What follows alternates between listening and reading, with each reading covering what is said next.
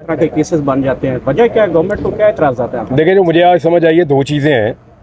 एक तो वो तौहीन आईजी वाला एक मुकदमा है, उसमें कोई 15 बंदे और इन्वॉल्व हैं। उनमें से सिर्फ मेरा अकेले का नाम ईसीएल पे है, हालांकि मैं अकेला ही ऐसा हूं जिसको अदालत ने ज़मानत कंफर्म की है। इस बुनियाद पे केस ही अजीब सा बनाया हुआ है, बाकी किसी का नाम ईसीएल में नहीं है।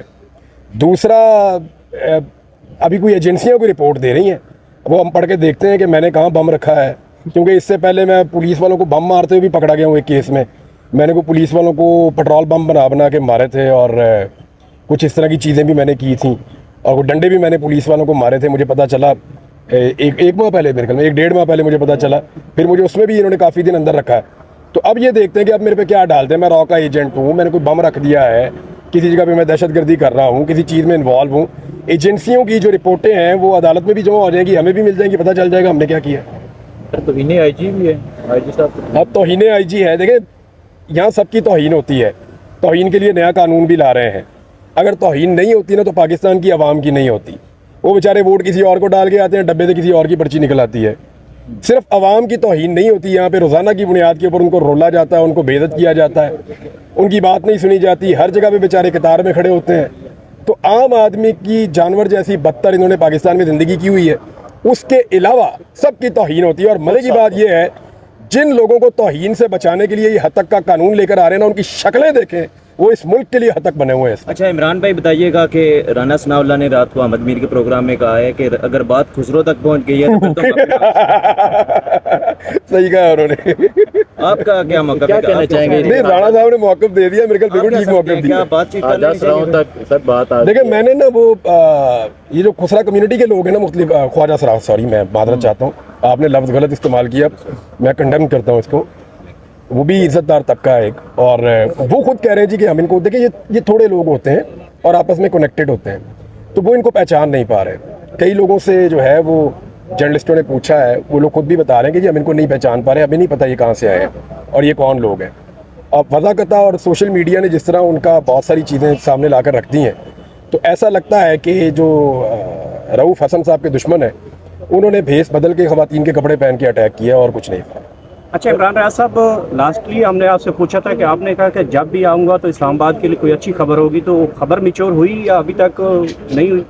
नहीं, इस्लामाबाद के लिए बड़ी अच्छी खबर है भाईजान। पाकिस्तान के लिए हमेशा ही अच्छी खबर होती है, और मैं कभी भी मायूस नहीं हूँ इस मुल्क से, कभी भी मायूस नहीं हूँ। लोगों ने 8 फरवरी को जो कर दिया है, यानी जैसे उन्होंने माफियाज को शिकस्त दी है और निज़ाम को आईना दिखाया लोगों ने, एक्चुअली तो वो इनकलाब है। तो ये बड़ी अच्छी खबर थी, और जो शऊर आ रहा है वो बड़ी अच्छी खबर है। जो इस हाई कोर्ट के अंदर से आवाज़ उठी है कि अब हम दबाव में नहीं आएंगे और खुलकर फैसले करेंगे, वो बहुत अच्छी खबर है। और जिस तरह मुअज़्ज़िज़ जज साहिबान इंसाफ की तरफ बढ़ रहे हैं और अपनी खोई हुई स्पेस को वापस हासिल करना चाहते हैं, ये बहुत अच्छी खबर है। तो खबरें तो बहुत अच्छी हैं, लेकिन बड़े लोगों को पसंद नहीं है। हाँ जी, इमरान खान की रिहाई कब तक देख रहे हैं? यार वो इमरान खान खुद ही डिसाइड करेंगे। अच्छा, मौलाना फजल रहमान साहब का जो इल्हाक हुआ रात को पीडीएम, देखिए ये दोनों ना एक दूसरे की ज़रूरत बने हुए हैं इस वक्त। ये अननेचुरल है जो पाकिस्तान तहरीक इंसाफ का और फजल रहमान साहब का अगर इल्हाक हो जाता है, तो याद रखिएगा ये नेचुरल अलाइंस नहीं है, या ये इस तरह का अलाइंस नहीं जिसपे आपको लगे कि ये हो सकता था या ये मुमकिन है या ये चल सकता है। ये आपको, इसको भूल जाएं आप। एक्चुअली फजल रहमान साहब की बिल्कुल एक अलग तरह की सियासत है, वो पावर कॉरिडोर्स के अंदर रिलैक्स रहते हैं, उनको वहाँ अच्छा लगता है। इमरान खान साहब की अलग सियासत है। फजल रहमान साहब जो हैं वो सुलह और लड़ाई के अंदर बड़ी तेज़ी से अपने आप को चेंज कर सकते हैं। इमरान खान साहब को गेयर शिफ्ट करते हुए बड़ा मुश्किल लगता है। तो वो दोनों की सियासत बिल्कुल मुख्तलिफ किस्म की है। हाँ, अभी हालात ऐसे हैं कि दोनों को एक दूसरे की ज़रूरत पड़ी हुई है। फजल रहमान साहब को इमरान खान की ज़रूरत पड़ी हुई है, और इमरान खान साहब की पार्टी को क्योंकि सर ही नहीं उठाने देते, वो जैसे ही सर निकालते हैं तो डंडा पड़ता है सर पे, तो उनको फजल रहमान साहब की ज़रूरत पड़ी हुई। तो ये ज़रूरत का एक अलाइंस हो सकता है मजबूरी के तहत, ये कोई नेचुरल चीज़ नहीं है। ये कभी भी इकट्ठे इलेक्शन भी नहीं लड़ पाएंगे। 30 को दोबारा तारीख है। इमरान खान साहब ने कहा कि मेरा मैच है। इमरान खान साहब अपनी पेशी को मैच समझ रहे हैं, वो एंजॉय कर रहे हैं। मेरे ख्याल में उन्होंने जो पिछली झलकियाँ चली हैं मैच की, उसको बहुत एंजॉय किया उन्होंने। और की रिहाई को कैसे देखते हैं, क्योंकि ऐसा लग रहा है कि शायद एस्टेब्लिशमेंट को स्पेस देना चाह रही है, कोई कनेक्टिविटी बहाल हो, कोई राब्ते बहाल हों। 10 महीने बंद करके, पसलियाँ तोड़ के, बंदे का बेड़ा गर्क करके जाली केसों में, अब अगर वो छूट गया तो आप उसको डील कहते हैं, तो फिर आपको निज़ाम इंसाफ के ऊपर तो बहुत बड़ा एलिगेशन है आपका ये। अच्छा मुझे ये बताएं, जो जज साहब ने जो अहमद फराद केस में जो रिमार्क्स दिए, उसके बाद बहुत सी प्रेस कॉन्फ्रेंस की गई उन हवाले से, इस पे क्या कहना चाहेंगे आप? देखिए, गायब कर देना किसी को कोई मसले का हल नहीं है। मैंने काफ़ी आवाज़ उठाई है अहमद फरहाद के लिए। मेरी उनसे 1 या 2 मुलाकातें हैं और बड़ी गर्मजोशी के साथ वो मुझे मिले थे और हमने उनकी फैमिली से भी रब्ता किया है। हमारी नेक तमन्नाएं भी उनके साथ हैं। इमरान भाई, जो जज साहब ने रिमार्क्स जो जज साहब उसके बाद प्रेस कॉन्फ्रेंस की गई फैसल वाडा की तरफ से, बाकी कई लोगों की तरफ से। देखिए, ये तौहीन अदालत का मामला वो अदालत को खुद देखना चाहिए। सीधी जो बात है, अदालत को उठाना चाहिए मामला। अगर अदालत की कोई भी तौहीन कर रहा है तो अदालत को ये मामला देखना चाहिए। उसका ताल्लुक किसी भी पॉलिटिकल पार्टी से है वो एक अलग बात है। देखिए, वहाँ पे जज मौजूद हैं, उनका रुतबा ज़्यादा बड़ा है, वो निज़ाम के ऊपर एक चेक है, वो सवाल भी उठा सकते हैं, जवाब भी मांग सकते हैं। उन्होंने सवाल उठाए, जवाब मांगे। इमरान भाई, ये बताइएगा, आपने कहा है कि इमरान खान बगैर डील के छूटे, तो आपको लगता है इस वक्त भी मुल्क में रूल ऑफ लॉ है और इमरान खान बगैर डील के मुल्क में रूल ऑफ लॉ नहीं है ना? इन जजेस को खत मसूल कॉलें मसूल की जाती हैं, वो कैसे रूल ऑफ लॉ का बोलबाला कर सकते हैं सर? देखिए, जब मुल्क में रूल ऑफ लॉ नहीं होता ना तो रूल ऑफ लॉ के लिए स्ट्रगल होती है, वो तो आपको नजर आ रही है ना। तो जब रूल ऑफ लॉ नहीं होगा तो रूल ऑफ लॉ के लिए स्ट्रगल होगी और वो चल रही है। सर जी, जब भी क्या कहते हैं, कोई गवर्नमेंट पे कोई बात आती है तो हाँ जी, क्या चीज़? इमरान यार साहब, आपने एजेंसी की रिपोर्ट का जिक्र किया, तो क्या अब आप एजेंसी की रिपोर्ट पे यकीन रखते हैं? रिपोर्ट तो आने तो पता चले मेरे बारे में क्या क्या रहे हैं।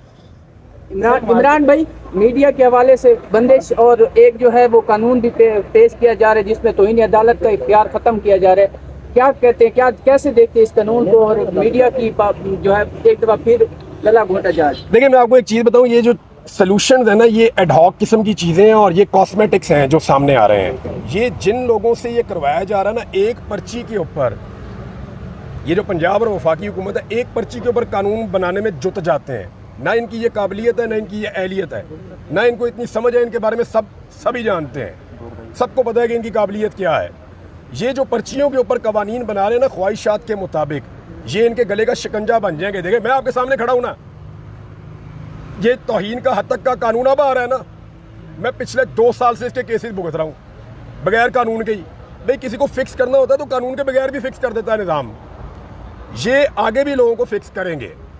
मामला ये नहीं है कि किसको क्या सज़ा मिलेगी, मामला ये है कि एक्चुअली आप अपना रिकॉर्ड क्या बना रहे हैं। वो आपने टिकटॉक में एक देख रहा था, तो वो उसमें टिकटॉकर कह रही थी जब अपोजिशन में थी, हाँ, तो वो क्या बातें थी कि जनाब जब हुकूमत बनती है, भीख के अंदर मिलती है, तो फिर इस तरह के कवानीन बनते हैं, मीडिया के साथ हमेशा खड़े होंगे, मीडिया को प्रोटेक्ट करेंगे, और उससे 10 गुना ब्रूटल और बदतरीन कानून जो है वो लाकर सामने रख दिया।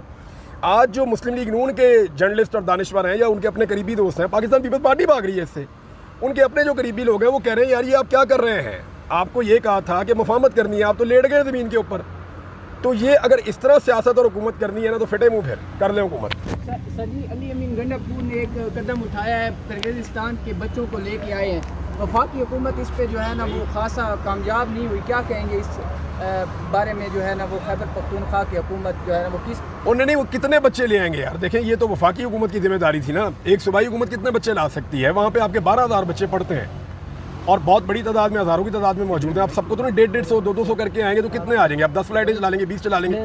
कदम अच्छा है, लेकिन ये वफाकी हुकूमत को करना चाहिए था, उल्टा वो रोड़े अटका रहे हैं। रीज़न ये है, जो ढूंढने वाली चीज़ है, जो आप सबका काम है, हम सबका काम है, कि किर्गिस्तान में एक्चुअली हो क्या रहा है। ये अचानक इतने सारे कॉलेजेस, यूनिवर्सिटीज़ वहाँ बने क्यों हैं? उनके पीछे कौन है? वो किसका काला धन है जो वहाँ पे पहुँचा है, ये चेक किया जाए। तालीम के इस धंधे में कौन कौन इन्वॉल्व है? एक तालिब इल्म से कितने पैसे झाड़े जाते हैं? कॉन्ट्रैक्टर कितना पैसा खाते हैं इस धंधे के अंदर? और वहाँ के लोग पाकिस्तानी तलबा से नफ़रत क्यों कर रहे हैं? ये मुझे वहाँ लोगों ने बताया।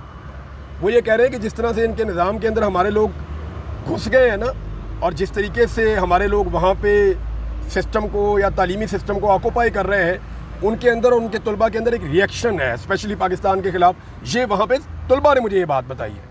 अहमद फरहाद केस जब होता है, हालांकि उन्होंने पीटीआई के लिए बड़ी आवाज़ उठाई, कोई पीटीआई का जो रहनुमा वो नजर। अच्छा, ये ना एक बड़ी भौंडी और घटिया हरकत है पाकिस्तान तहरीक इंसाफ के लोगों की। जब तक इमरान खान साहब बाहर थे, वो आवाज़ तो उठाते थे, कम से कम अरशद शरीफ का नाम लेते थे, कोई और सहाफ़ी के साथ ज़्यादती होती थी, नाम लेते थे, बात करते थे।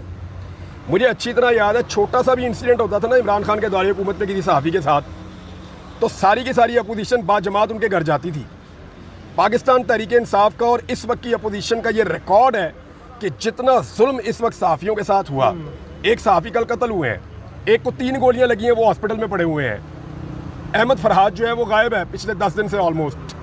जो समी इब्राहिम साहब के साथ हुआ, जो आर्या मकबूल जान साहब के साथ हुआ, जो सिद्दीक जान के साथ हुआ, जो बाकी सहाफ़ियों के साथ हो रहा है, क्या कोई अपोजिशन उनके दरवाजे पे गई, उनसे बात की? एक्चुअली तो देखें, अगर लड़ाई है डेमोक्रेसी के लिए, लड़ाई है रूल ऑफ लॉ के लिए और लड़ाई है आज़ादी इज़हार राय के लिए, तो फिर तो इस लड़ाई के अंदर जो जो आदमी आवाज़ उठाने की सज़ा काट रहा है उसके साथ जाके इज़हार यकजहती करनी चाहिए अपोजिशन को। लेकिन अगर उनकी लड़ाई या पाकिस्तान तहरीक इंसाफ के पीछे बचे हुए लोगों की लड़ाई इक़्तिदार के लिए है तो फिर वो बिल्कुल ठीक कर रहे हैं। इमरान भाई ये बताइएगा कि बाबू साहब को टीवी स्क्रीन पर कब तक देख रहे हैं हम? यार दुआ करो कि नौकरी मिल जाए भाई। अभी तो जो टीवी चैनल वाले हैं वो फ़ोन करके कहते हैं सर उतना NOC आएगा तो फिर तानू उसी प्रोग्राम से बुलावांगे, और हमारी बड़ी ख्वाहिश है कि हम आपको बुलाएं। ये तो मुझे सब कह रहे हैं कि आप वादा करें कि हमारे चैनल को ज्वाइन करेंगे, लेकिन ये कोई नहीं बता रहा कि कब ज्वाइन करेंगे। साइफर का इसी इस्लामाबाद हाई कोर्ट में कुछ देर बाद फाइनल समात है, ज़्यादा इम्कानात यही हैं कि ऐसा लगता है कि ये एक आधे हफ्ते में अब ये ख़त्म हो जाएगा, उसको और घसीट नहीं सकते और खींच नहीं सकते, कुछ और नहीं होगा तो सज़ा मुअत्तल हो जाएगी, इसको और नहीं घसीट सकते जो मुझे दिखाई दे रहा है। इसीलिए आपने देखा है कि नए केसेस जो हैं उनको फौरी तौर पे एक्टिवेट किया गया। अब कोई और तोशाखाना के अंदर से वो तो रेगमाल है, रगड़ी जाओ जितना मर्जी।